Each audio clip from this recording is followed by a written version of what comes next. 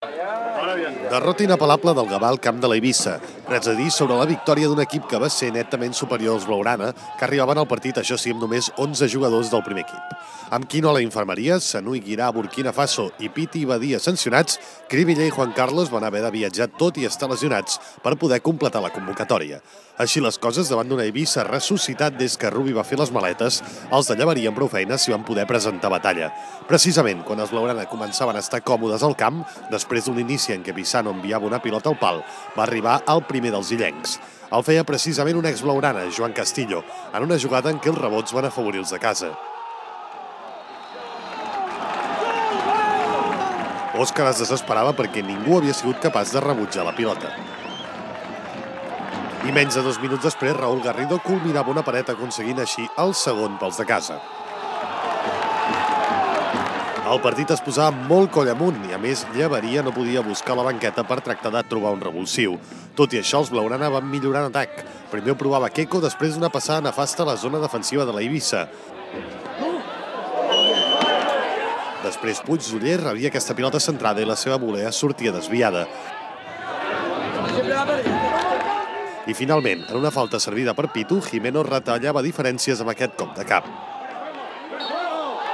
Poc duraria l'alegria, però, perquè un parell de minuts després Joan Castillo feia el segon del seu compte particular en un altre córner. Cuando hemos entrado en el partido, con el partido ya madurado y con el rival con la necesidad imperiosa que tiene por la clasificación, pues en un córner una semana más pues nos han hecho gol, como la pasada, y no tengo nada más que decir. Entonces reconocer que cuando un equipo le hacen 3 goles es dificilísimo puntuar.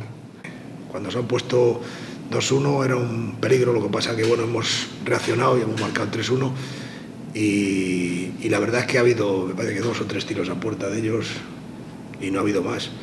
El equipo ha jugado con mucha solidez atrás y arriba pues teníamos que haber hecho alguna de las ocasiones que hemos tenido, haberla metido y la verdad que hubiéramos disfrutado más.